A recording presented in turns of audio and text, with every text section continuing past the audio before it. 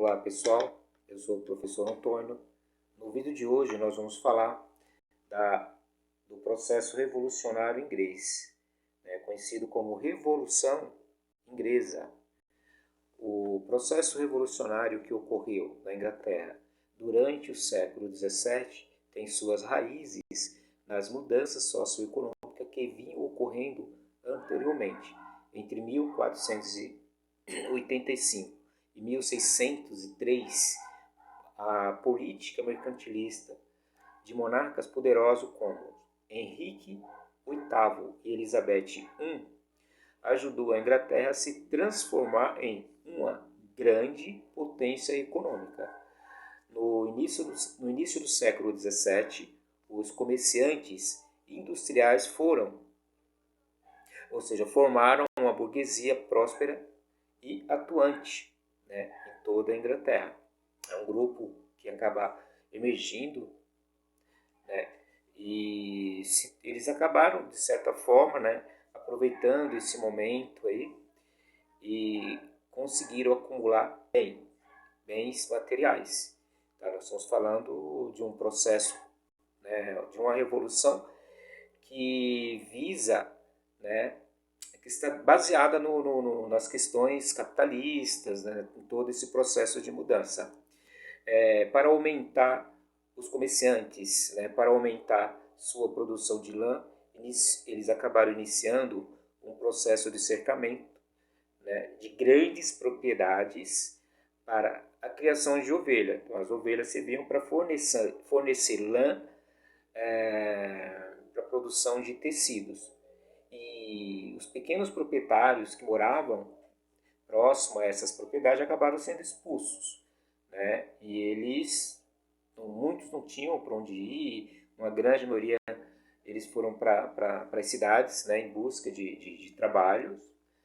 A maior parte da burguesia inglesa era favorável à liberdade de produção e de comércio e considerava a política regulamentadora e monopolista da monarquia inglesa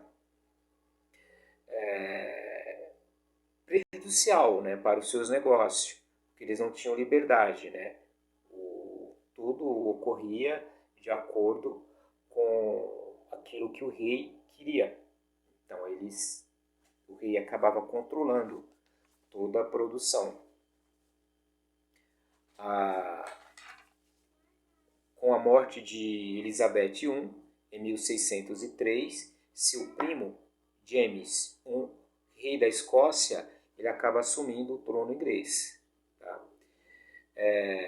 Apoiado na teoria divina dos reis, James I ordenou que todos os súditos seguissem o anglicanismo, a religião oficial da monarquia. Então, o rei ele era o chefe máximo da igreja anglicana. Então, ele acaba, de certa forma, impondo isso para a população.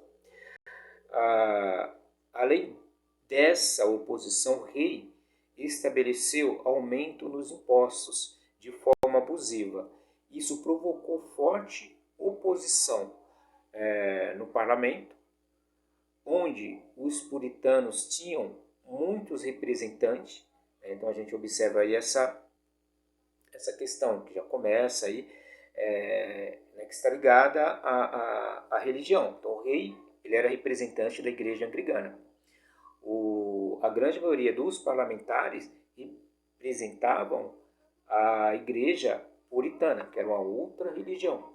E além de tudo isso, a questão do rei chegar de forma abusiva, sem falar com o parlamento, aumentar os impostos e começar a criar mudanças. O rei reagiu mandando fechar o parlamento, em relação do fato dos parlamentares não aceitarem essas mudanças e a imposição do rei em relação a todos seguirem sua religião.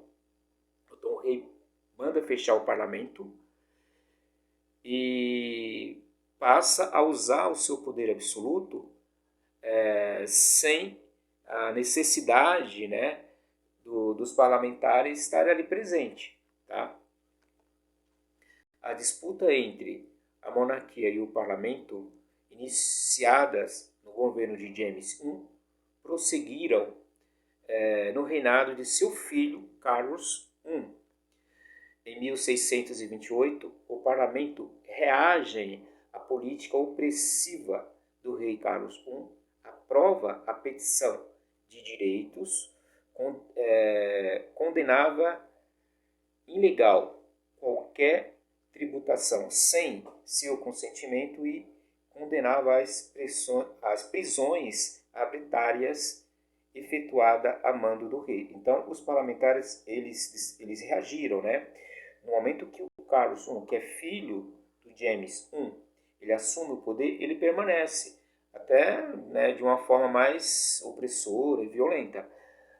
Aí foi criado a petição de direitos, que é uma carta que pedia, né, algumas garantias para a população, principalmente o não abuso, né, por parte do monarca.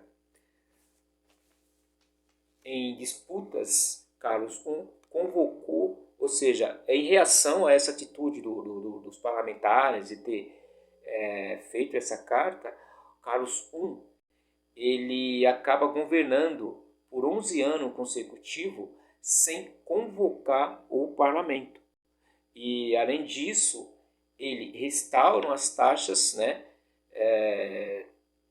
tributárias que algumas haviam sido extintas. E além dele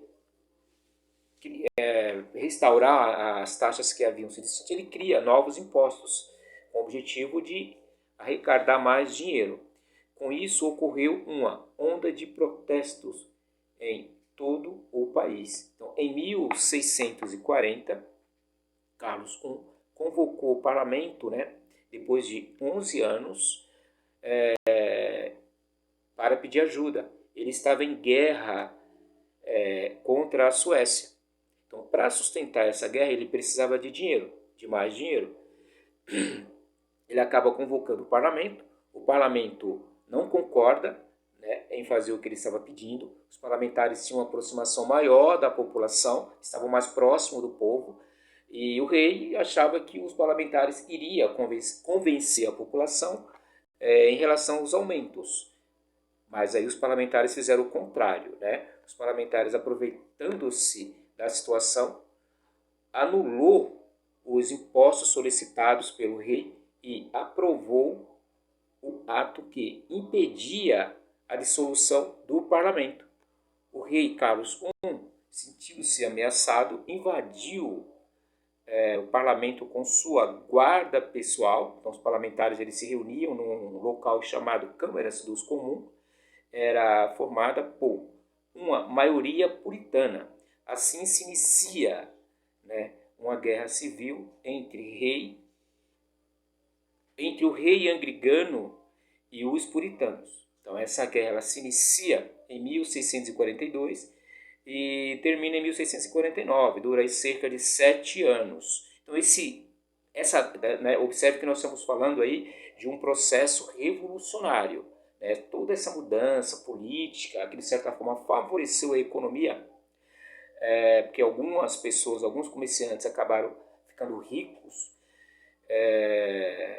durou, né, aí alguns anos, só que quando o rei ele invade o parlamento e os puritanos reagem, né, que são os parlamentares, se inicia uma nova revolução, que é conhecida como Revolução Puritana.